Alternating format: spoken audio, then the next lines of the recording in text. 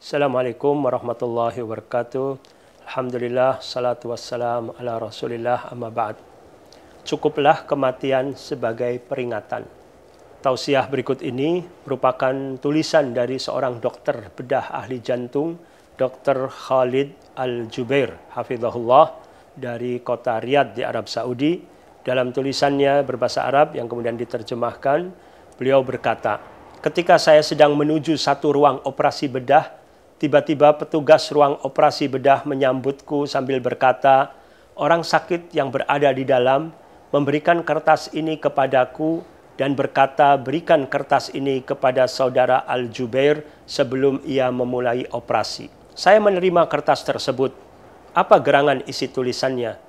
Orang tersebut telah menulis tulisan ini saat ia menuju meja bedah. Ia tuangkan segala ungkapan dan perasaannya. Tak terasa air mataku mengalir karenanya. Kedua tanganku gemetar dan seluruh badanku merinding. Tahukah Anda apa isi kertas tersebut? Kertas itu berisi wasiat yang ditulis oleh seseorang yang akan menjalani operasi bedah. Tulisan itu terdiri dari 3 bagian. Wasiat pertama, ia meminta kepada istrinya agar menginfakkan sebagian dari hartanya dan merelakan uangnya yang dipinjam oleh orang-orang miskin. Wasiat kedua, ia meminta kepada istrinya untuk menjaga anak-anaknya, mendidik anak-anaknya untuk menghafalkan Al-Quran, dan menjauhkan mereka dari segala hal yang melalaikan seperti televisi dan lainnya. Wasiat ketiga, ia meminta maaf kepada istrinya atas segala kekhilafan dan kesalahannya. Lalu ia mendoakan istrinya semoga ia menjadi ratu para bidadari di jannah nanti. Secara singkat itulah isi wasiat tersebut. Mungkin Anda bertanya-tanya, apa yang membuat saya menangis?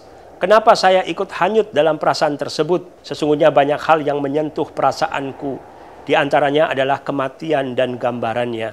Kegundahan yang dirasakan oleh seorang muslim atau orang yang berada dalam situasi sadar bahwa ia sedang mendekati ajal.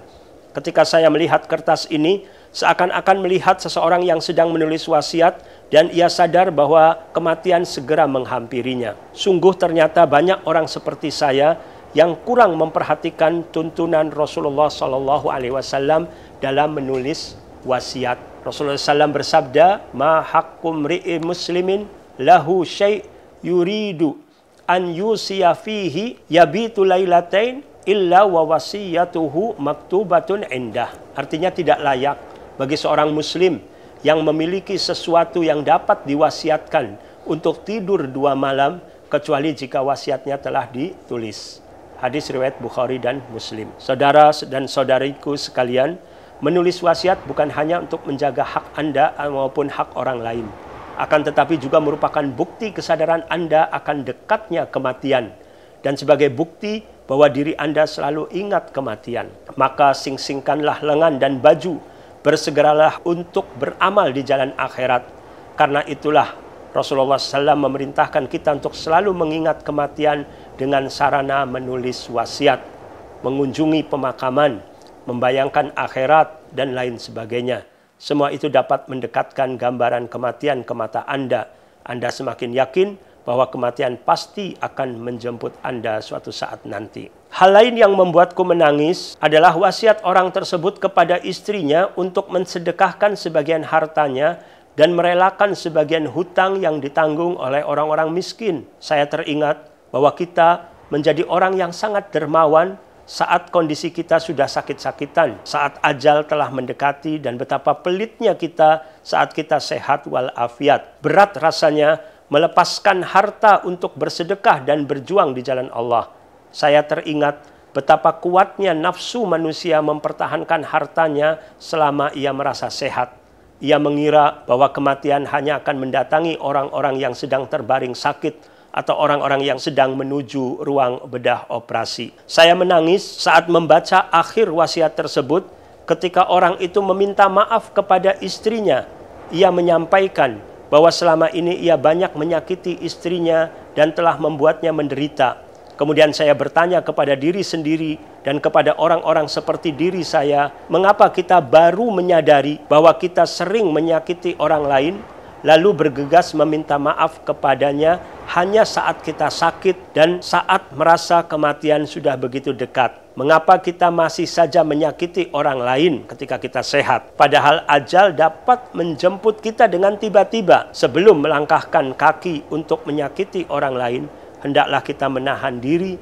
Jangan sampai kita menghadap Allah Ta'ala dengan membawa kezaliman karena menyakiti orang lain yang dapat mendatangkan siksa neraka. Semoga Allah melindungi kita darinya. Rasulullah SAW bersabda, "Ittaqul zulma fa inna zulma zulumatun yaumal qiyamah." Jauhilah perbuatan zalim karena sesungguhnya kezaliman adalah kegelapan pada hari kiamat. Hadis riwayat Muslim. Beliau juga bersabda, "Man iqtata'a shibran minal ardi zulman tawwaqahullahu iyyah yaumal qiyamah min sab'i aradin." Barang siapa menzalimi, menyerobot tanah orang lain seluas 1 kilan, maka tanah itu akan dikalungkan di lehernya sebanyak 7 lapis bumi. Hadis riwayat Bukhari dan Muslim. Nabi SAW juga bersabda yang artinya, barang siapa menzalimi saudaranya dengan menodai harga dirinya atau lainnya, maka hendaklah ia segera minta maaf sebelum tiba saatnya tidak berguna dinar maupun dirham. Sehingga saat itu amal soleh orang yang berbuat zalim tersebut akan dikurangi setimpal dengan kezalimannya. Jika ia tidak memiliki amal soleh, maka kesalahan, dosa orang yang ia zalimi akan dibebankan kepadanya. Hadis riwayat Bukhari. Dalam hadis qudsi, beliau menyebutkan bahwa Allah berfirman, "Inni haramtu ala nafsi zulm wa ala ibadi fala tadzalamu." Wahai hambaku, sesungguhnya aku mengharamkan kezaliman atas diriku, lalu aku mengharamkannya atas kalian semua, maka janganlah kalian saling menzalimi. Hadis riwayat Muslim. Saudara-saudariku sekalian, seluruh ungkapan isi hati ini muncul saat saya membaca selembar kertas ini. Saya menyadari bahwa saya sering berbuat zalim. Saya dan orang-orang yang seperti saya telah terlena oleh kehidupan dunia hingga melupakan kematian. Terlena oleh pertemuan-pertemuan hingga melupakan perpisahan. Bagaimanapun juga, akhirnya saya harus melaksanakan operasi tersebut. Operasi ini merupakan operasi paling lama yang pernah saya alami. Alhamdulillah, akhirnya tuntas juga pekerjaan berat itu. Padahal semula saya berpikir untuk menunda operasi bedah ini karena hati saya dalam keadaan tegang dan goncang.